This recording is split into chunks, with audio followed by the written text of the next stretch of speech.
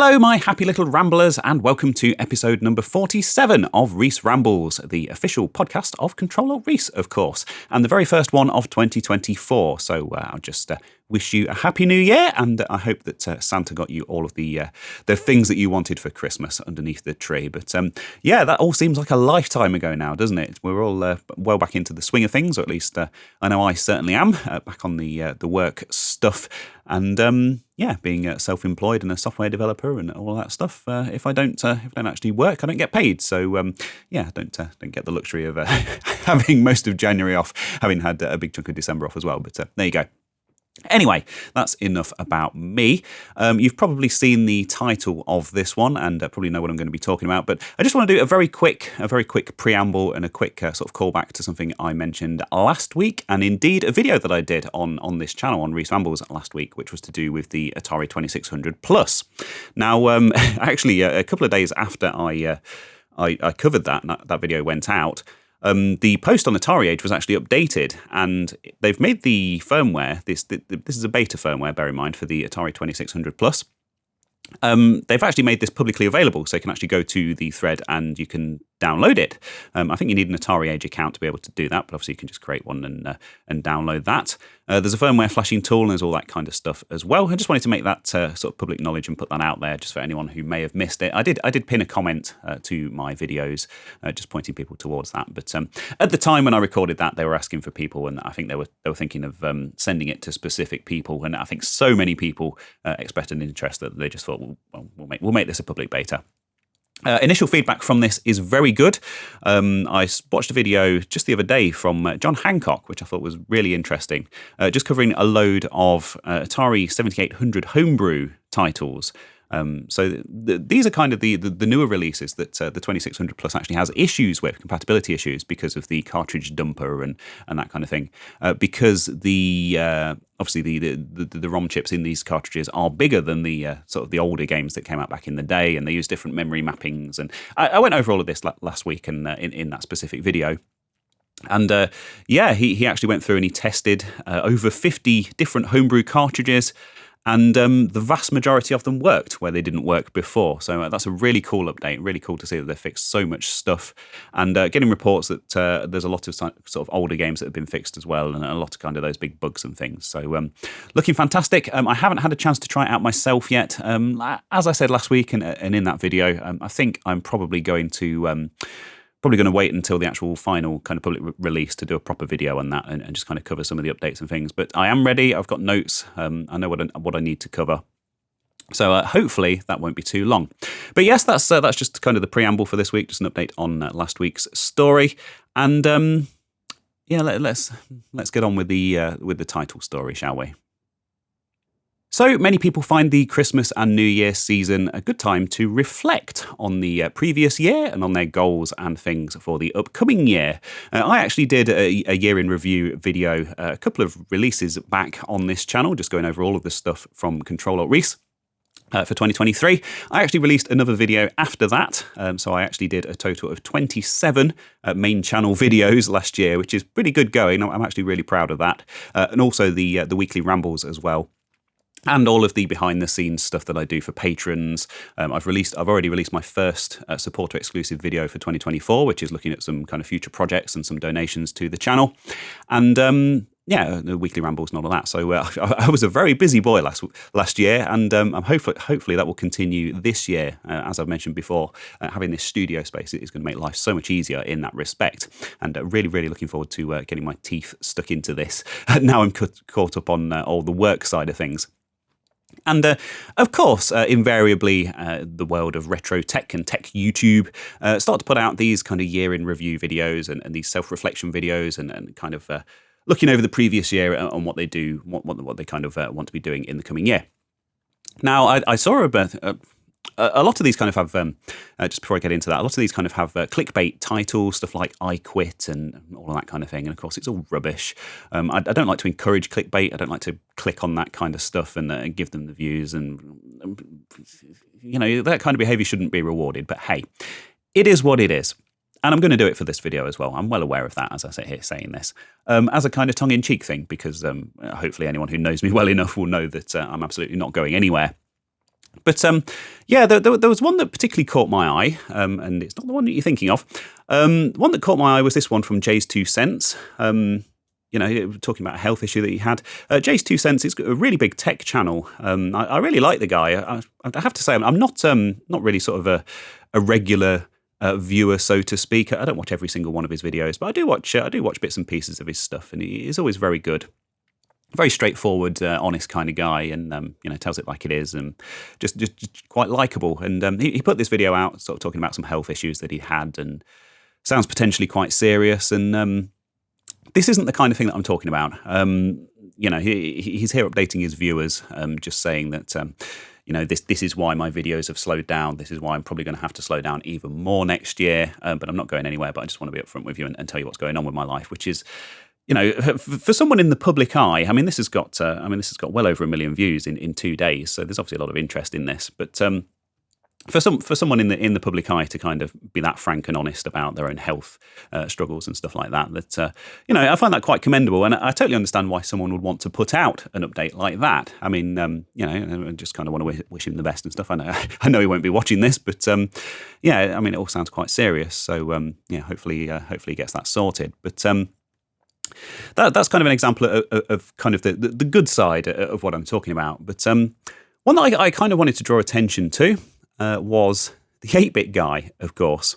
And he's put out this video of him looking kind of very green and not brilliant audio in this either. But hey, it's an update. It's a channel update. It doesn't need to be high production value and all that kind of stuff. But it's an interesting video, and it sparked a lot of debate online, quite rightly. And I have to be careful what I say here, because people have very strong opinions on this, and they have very strong opinions on this guy. And I'm actually going to talk about why first. And I just kind of want to preface this talking about about why I'm doing this. So let's switch back to the big camera. This is big camera time. David Murray he's a retro computing YouTuber from Texas. And he's been doing this since the very, very early days of YouTube. He originally had a science channel, which I never saw. I didn't see that back in the day. It's just kind of a well-known part of his lore. And that's the reason why he built the studio in his house that he built. And when that kind of didn't work out, he started fixing MacBooks, which had quite an easily fixable and kind of widespread fault at the time, that generation of MacBook. And he made a video showing people how to fix it, and it really blew up on early YouTube. And then he kind of became the MacBook guy, and that was what he rebranded his channel to. And when he ran out of MacBooks to fix, he started fixing other computers, and people were interested in that. And that's kind of around the time I started watching. And that was when he rebranded to the 8-bit guy, and that's what he's been known as ever since. And of course, he's one of the biggest channels in our specific niche of retro computing, retro computer repair, and documentary type videos and that kind of stuff. And I'm not ashamed to say that he was a huge influence on my own channel. And I think if we're being honest, he's one of those early pioneers who kind of set the template that the rest of us use nowadays. Like I say, he built his own studio in his house years before anyone was doing that kind of thing. I mean, and that's kind of standard on YouTube now. And just the format of the videos and how he kind of shows things and explains things and all of that, and the repairs and the documentaries, and really did kind of set the template that a lot of us have kind of followed. And I wanted to acknowledge that. Because there's been a lot of criticism of him online, and I am going to talk about this, and I'm going to talk about why. And I think it's important to point that out. So that's kind of one of the reasons why I thought I'd kind of talk a little bit about my thoughts on this. The other reason is because in this update video that he's done, he actually specifically calls out other tech YouTubers, people like myself. He talks about how there are a lot of other smaller channels that have started since he first started, and he does acknowledge later on in the video that a lot of them have kind of overtaken him in quality and production value and stuff, and that he has to compete for views now with channels like mine. So, with all that in mind, I think it's only fair that I kind of talk a little bit about this. But first, I need to address the elephant in the room and stuff that's going to come up in the comments on this inevitably. And I'm not doing this. I'm not doing this to paint him in a bad light or anything like that. I just kind of want to paint a picture of who he is and his background and why people have the opinions on him that they do.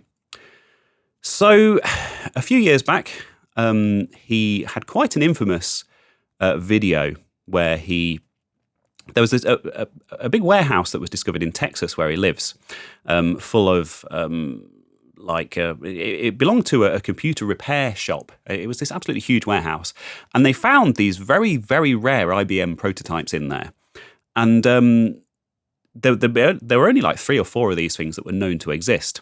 And he made a video of trying to get one up and running. And quite famously, he shorted out the power supply with a paperclip and blew it up. Like literally, there was a huge bang, and he basically destroyed the power supply in this very rare prototype. And of course, potentially damage to power supply can cause power surges and things through the system that can damage other chips. And in the case of this system, there could well be custom chips that are only a handful of which exist in the world. So, of course, he rightfully got quite a lot of criticism for that.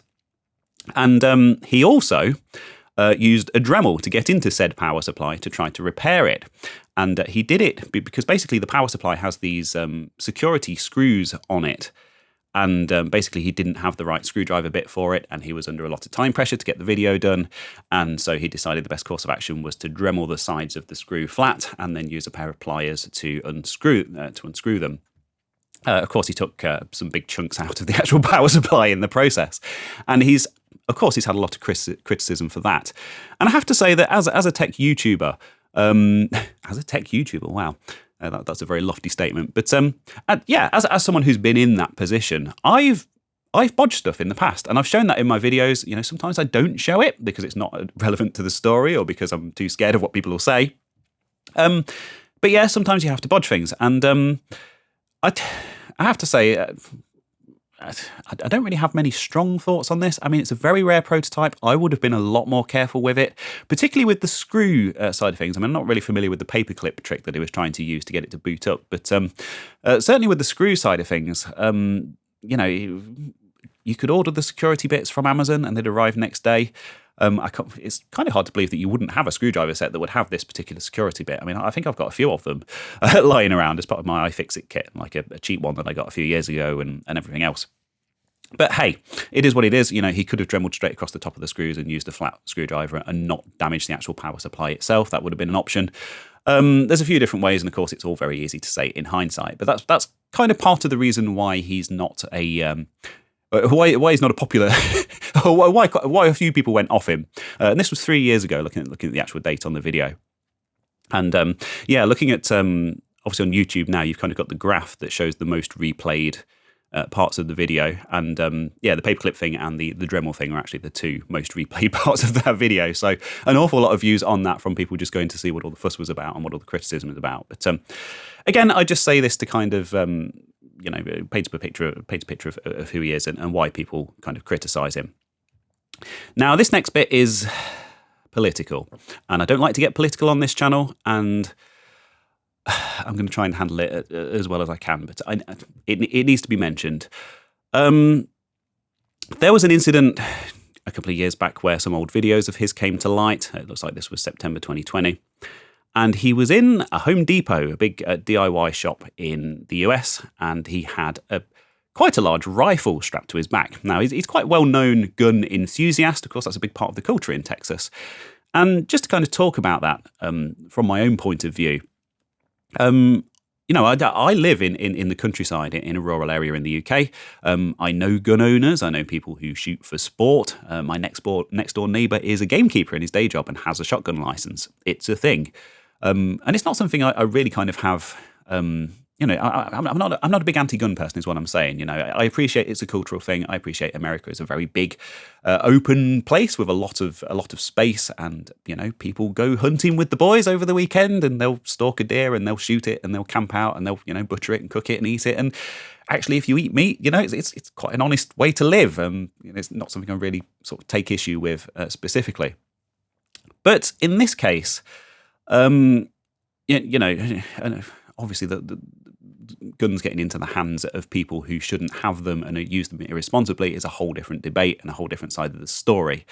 But in this case, he's publicly calling out a charity that was set up, basically a gun control advocacy group, which was set up in the aftermath of the Sandy Hook Elementary School shooting, which is obviously a lot of young children very tragically lost their lives in that event. And he's not handled it in a very good way at all. He's basically calling them out, and he's showing off his gun, and he's in public, and he's saying, "Oh, come and take this off me if you dare," kind of thing. It's my right to have this, and that's not cool. That's kind of a very misjudged, misguided thing to do.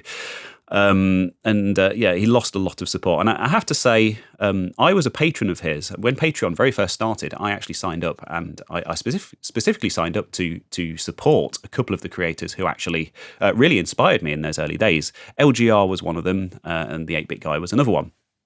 And when this came out, obviously a lot of people cancelled their patronage and stuff like that. And when I thought I'm not gonna join in with the knee-jerk reaction, the piling on and all that kind of stuff. I'm gonna see what he says. It's an old video. Maybe it was a moment of madness. Maybe he didn't understand the context of what he was saying. Maybe giving the benefit of the doubt at least. And then he released an apology video, a so-called apology video, where he basically doubled down on the whole thing and said, "I can't see where I've done anything wrong. This is part of the culture here in Texas. If you don't like it, get over it," kind of thing. And that was the moment I cancelled my patronage to him, and that was also the moment I pretty much stopped watching his channel as well. I think he handled that very badly. Similar to the IBM video as well. The way he handled that was he released a follow-up and basically said, "Oh, I was under a lot of time pressure, and it's just a computer, and I don't really see what the big deal is," kind of thing. And sometimes when you make mistakes, well. Always when you make mistakes, I think you kind of have to show some humility and say, "Yeah, you know what? I've reflected on it. I've listened to all the feedback on it. I was wrong. It's very wrong of me to do that." But again, in both those situations, he just doubled down and said he didn't see the problem. Which, yeah, you can understand why he's not a not a popular figure. And then he followed up by going into Subway and buying a sandwich with a rifle strapped to his back. I don't think he made any controversial comments in that one. That's kind of just to paint some picture of the background of him and some of the backlash that he's received off the back of this, and some of the old things that have come out of the closet as a result of this video. So if I go back to this, and like I say, I'm kind of addressing this because he's kind of called out channels like mine, and and I've gone over all that. But in this video, he talks about how his YouTube ad revenue is down by over 50% on previous years in the past year. And he talks about some of his theories on why he thinks that is. And like I say, a big part of that is competition from other channels. It's kind of one of the first and kind of foremost things that he brings up. And he mentions in the video that he only released 16 videos last year on his channel.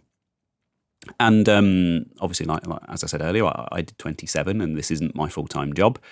But that's kind of by the by. But it's just to kind of frame that as a thing, and that he's made less than half the ad revenue than he did in previous years when he released over 40 videos.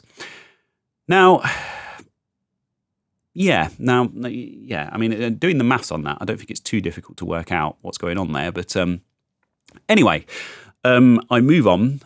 He talks about how he's going to get criticism from people because everyone says he's a millionaire and he's making millions from YouTube, and actually he's only living an upper middle class lifestyle, and he's not as rich as everyone thinks he is, and actually revenue's down, and he's been struggling to design his 8-bit computer project, the Commander X16, and he's struggling to ship his software out because he makes games in his spare time, Planet X2 and Planet X3. And I have to say, that's the gist of what I'm saying here is the tone of this video is off. It's not right. He says he lives an upper middle class lifestyle. He owns his own home in a country where most people don't. He drives a Tesla. He's built his own studio in his back garden, and ultimately he has YouTube is his full-time job, and in that job he makes enough money that he can pursue all these passion projects like designing his own computer and making his own games. And he says he actually announces in this video that he's opening his own arcade soon, and that they've bought like 90 arcade cabinets. This is a thing that's in partnership with a few other people, I should say. This isn't something that he's entirely funded on his own. And I don't think he realizes that. I think he's actually quite lacking in sort of the self-awareness to realize that the incredibly privileged position that he's in to be able to do all of this stuff. He complains in the video, I've even been looking at getting a real job again and stuff like that. And it's like, this isn't owed to you. These views aren't owed to you. You have to work for them. And the truth of the matter is, the other channels that are taking the views away from him they're working harder on the YouTube side of things. I mean, it may well be that he's run ragged. And this is something I'm going to talk about a bit later on when I kind of come to my final conclusion about all of this. But, on the YouTube side of things, it's evident that a lot of these new channels are very kind of, highly motivated to be successful and, putting a huge amount of work into this. And that's why they're kind of taking over from these older channels that have been, dare I say, coasting for years. I mean, it's hard to say. It's a difficult thing to kind of point at someone who's been such a big inspiration and a hero to me over all these years. But I think that's kind of the long and the short of it. And he goes on to say that he's had to stop doing merchandise because he's not got the time to ship it out, and the stuff that he is shipping out, he's kind of it's all been really delayed because he doesn't want to go to the post office for every single individual parcel and stuff like that. Which is all right, fair enough, what enough. Again, it is what it is, but it's the way he says it that kind of comes across as it's the phrasing and kind of the tone of the video. And then I think the other bit that I just need to talk about is that.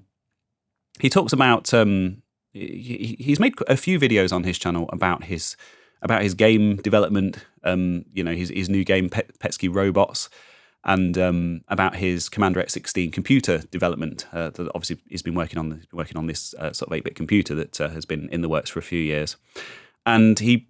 Basically, he's saying that he gets a lot of comments from people saying, "Oh, why are you making videos about this? I'm not interested in this. Can you do more sort of documentary type stuff?" Or go back to kind of the repair type stuff. And his defense of that is, you're wrong. I've only made 3 videos on it in the past year, and I'm not pushing it as hard as everyone keeps saying that I am. And if you don't like it, don't watch it. And then he complains that nobody's watching, and he's got the feedback right there that people are telling him what they want from him, and they're telling him why they've stopped watching his channel. And on the one hand, he's complaining that nobody's watching his channel, but on the other, he's telling them they're all in the wrong. And actually, no, I haven't done that many videos on it. I don't know what you're talking about. And like I say, just the tone of the whole thing is just off. He blames YouTube Shorts, says that he doesn't want to get into that because he doesn't agree with them. I'm actually on board with that. I'm probably going to do some Shorts this year, but I do think it is very unreasonable that Shorts that in and of themselves don't make any revenue for YouTube, the people that make them get paid for them, even though there's no advertising on them, and they don't make any money for YouTube. And that money comes from people like us that make long-form content, and that means that YouTube pays us less. Because they're using that money to subsidize trying to take over, TikTok and all of that kind of stuff, which is just wrong. So I'm totally on board with that, although he doesn't explain that very well. But and he also talks about like sponsorships and how he doesn't want to do sponsorships in every video, and the whole PCB waste stuff. And he has spoken in the past about how he's been offered like 5 figures per video and stuff like that. Honestly, if I don't think anyone would begrudge him that. It's kind of a thing that everyone does. But again, I'm actually on the same wavelength as him with that. I don't do sponsorships on my channel generally. I mean, there's stuff like the desk and stuff where it was stuff I was going to buy anyway. So, rather than pay 500 quid, I'll give them a 60-second shout out in a video. And, he does say that he's done the same with his solar videos and, with the EcoFlow stuff and stuff like that. So we're very much on the same wavelength with that side of things. And I can't criticize him for that. But, the crux of all this, for anyone who's still with me, and what I want to say, and this has partly come from people speculating in the comments on his video, and it's also partly come from me talking to someone who actually knows him in real life.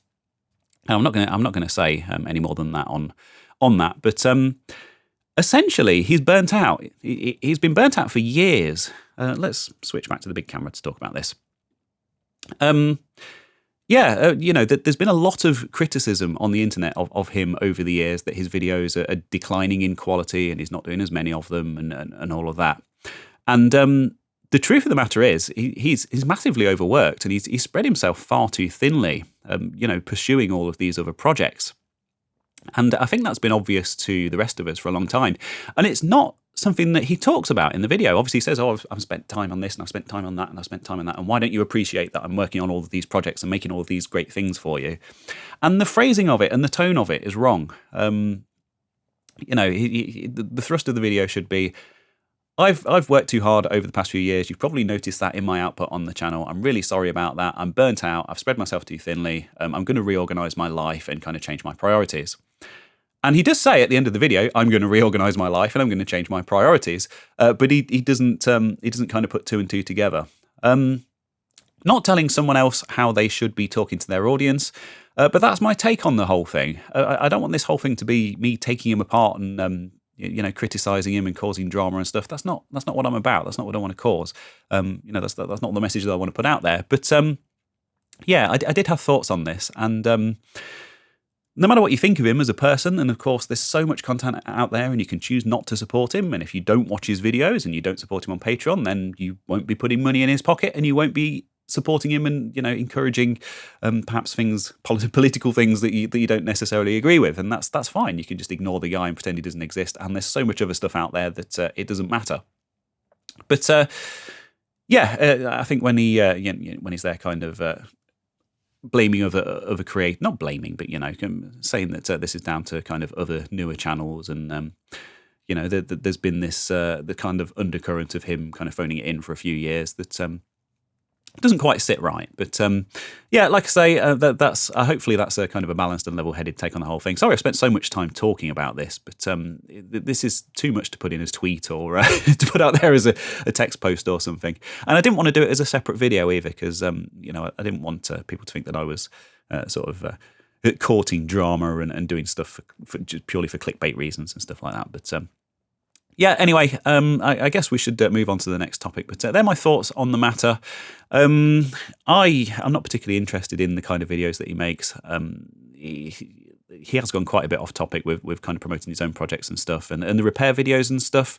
Like I say, the channels that I do sort of spend my time watching are doing exactly the same kind of content, and he does acknowledge that. But Anyway, just a big talking point in the kind of retro computing and retro gaming world this week to kick off 2024, and they're my kind of interesting and nuanced thoughts on it. I'm sure you all have thoughts on it, and I'm sure I've already got 1,001 comments about this. But let's move on to something else.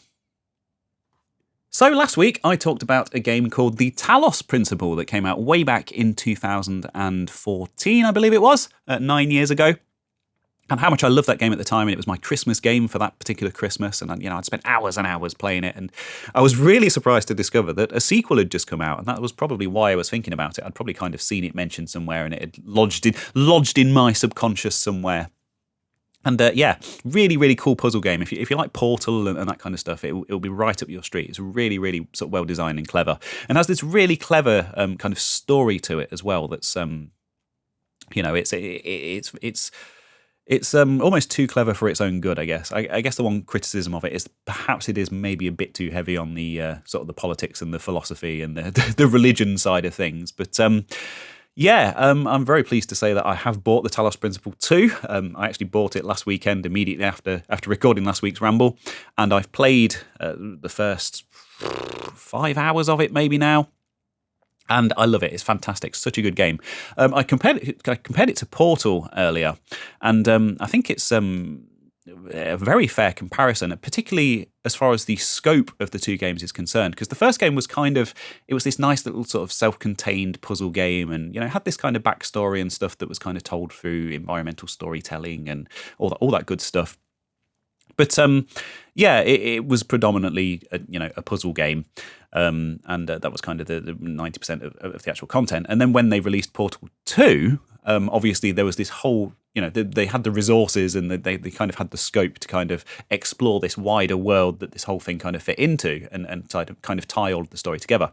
And they did an absolutely amazing job with that. And I have to say, it's exactly the same with this. It's a very, very kind of apt comparison, I think.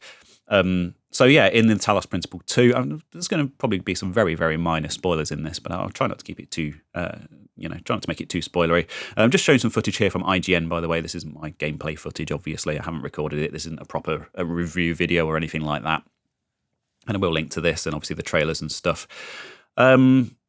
But yeah, the game starts off and it kind of starts off exactly the same as the first game. You solve these puzzles. You've got, you've got the narrator Elohim kind of talking to you and guiding you through it. And it's exactly the same tone and setting and stuff. And it's really, really cool to kind of be thrown back into that world. And then there's this big reveal that happens and you realize the whole scope of this thing. And it's just insane. It's like 100 times bigger than the first game. And this whole story... And I must admit, I thought it was very, very heavy on the story at first. And you go around kind of talking to the other characters in the story. And, it's really, really heavy on politics and, like I say, religion and philosophy and, which is perhaps a bit too much. But ultimately, once that part's over, you kind of thrust back into the puzzles again, and it kind of takes a bit of a backseat and it kind of becomes the undercurrent of the whole thing.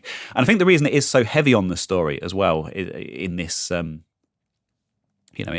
this particular sequel, is because I think much like Portal 2, the whole thing's going to kind of fall apart as it goes along, and there's going to be this whole big reveal, and we're going to find out the way that these kind of very righteous, religious people try not to learn from the mistakes of humanity and improve their relationship with the earth and the way that they live their lives and stuff.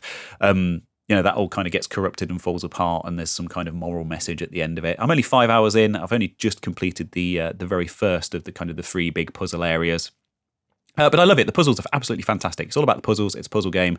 The puzzles are really well designed. Really, really pleased with kind of the new elements that they've introduced, and just kind of the bigger scale of it all, and the big improvements in the graphics and all that kind of stuff. So I don't review modern games. That's not my thing. But I wanted to talk about it because I I really love this game, and just wanted to kind of make some more people aware of it. Like I say, like I said last week, the first one was in the Steam sale last week. I don't know if anyone picked it up. It was like £3 or something. Well worth it at that price. The new game, I think there's a couple of quid off. I think the Steam sale is finished by now anyway. But yeah, well worth it, I think, at full price. It's a really great game if you're looking for a big, meaty puzzle, philosophy, whatever, mind-bending experience to kind of get your teeth into. Yeah, just kind of wanted to acknowledge, obviously I talked about it a bit last week, and just wanted to say that yes, I'm playing it and I'm loving it and it's fantastic. So yeah, that would be my recommendation for Game of the Week, I guess, if you want to go and check that out. So I'll just round this off with a couple of things that I've seen around the internet this week that may be of interest to my little ramblers here, anyone who's still with me. Just a couple of interesting things, really, that have been discussed in our world and are being shared. And the first one of those is this trip to Atari. This is an old news report from CBS. CBS 8 San Diego is the name of the channel. And it's a special report from Atari headquarters in 1982. Now, this is absolutely fantastic. Some of the footage that they've got in here of, the stuff that was kind of big that Atari were working on in 1982, obviously the 5200 and the 2600 and, they're kind of arcade games and stuff like that. Stuff they have in development. Obviously, Atari was still doing a lot of manufacturing in America still at the time. So they show that, the production line. And yeah, this is the kind of footage I've never really seen this kind of footage inside of Atari. Obviously, there's bits and pieces, but kind of this quality and just kind of showing the whole process and how they operate. I thought this was absolutely fascinating, and it's nearly 12 minutes long. Like I say, it's video quality is absolutely great for 1982, and yeah, they talk about obviously the 2600 and some of their kind of game development process, and it really is a really kind of in-depth, behind-the-scenes look at Atari and how they were operating at the time. Obviously, a subject that's very kind of dear to my heart, and well worth sitting down and and watching this news report. I thought it was absolutely fantastic. So I will put that in the usual places if you haven't discovered that yet, so you can go and give that a watch. The other thing, just the other kind of story, just to round us off for this week, is that the oldest known version of MS-DOS's predecessor has been discovered and uploaded. And, of course, another subject that's very dear to my heart. I've covered early DOS machines and the IBM XT and that kind of stuff on my channel in the past. And, I grew up with DOS and sort of early Windows 3.1 and 95 and stuff. Very much a big part of my childhood. Something I'm really, really interested in the history of. And, so if you know the story of MS-DOS, I'm not going to go over the whole thing here, but basically Microsoft originally kind of licensed it. It was originally called 86DOS, or originally called QDOS, which was Quick and Dirty Operating System, I think. And they licensed it, sold it to IBM, obviously had this whole deal where they were developing it in parallel with IBM PC-DOS and MS-DOS. And so basically this is MS-DOS's kind of earliest known ancestor, this very, very early version of 86DOS. And this story from Ars Technica this week basically says that someone has uploaded it. So, someone's recovered it and they've uploaded it. And you can actually check it out yourself if you want to. If you can set up an environment that can run it. It was, of course, it was named 86DOS, as it mentions here, 86DOS after the Intel 8086 CPU, which it was designed to run on.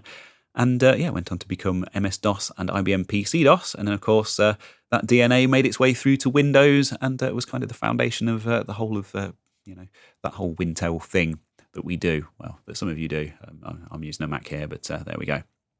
So another cool story there, another thing to check out potentially. Maybe even a subject for a video, possibly, if I didn't already have 1,000,001 things going on in my life. But you never know. Watch this space. But sadly, it's now time for this to draw to a close at the end of our time together for this week. I hope you've had a lovely time. If you're still with me, then thank you very much. Obviously, the big rant and stuff earlier on may have put some people off. Looking forward to seeing the retention on this one. But as for myself, I think I've mentioned a couple of times before that, I really kind of want to up the output this year. I've already released one thing to supporters, just looking at some future projects and things, as I mentioned at the top of this video. And looking forward to using this studio a lot more, getting a lot more stuff out there. I've got a list as long as my arm of projects and things that I really need to get stuck into. Like I say, just kind of this first week of the year, getting caught up on work-related things first. But then time to kind of hit the ground running and start treating this as kind of as a second job, really. I've got all my eggs in one basket, really, with the software development thing and my income. And I'm certainly not. I certainly don't have aspirations of going full time or anything like that. I think I can fit it around my day job and can put out good quality content and cover the kind of stuff that I want to cover. Of course, I'm really, really enjoying doing this at the minute. That's kind of the big motivator. It's I love tinkering with this stuff anyway. So pointing a camera at it and then making a video out of it, which is another thing that I also really enjoy, is kind of the logical progression of that. So to be able to do more of that kind of stuff and to be able to sort of justify it financially is kind of the ultimate end goal, and definitely well towards working my way towards that goal as well, which is really cool. But I think I'm rambling now, so I just want to thank you ever so much for all of your support in 2023, and of course for joining me now again in this exciting new year for me. And thank you very much for listening, and I'll hopefully see you again next week. Bye.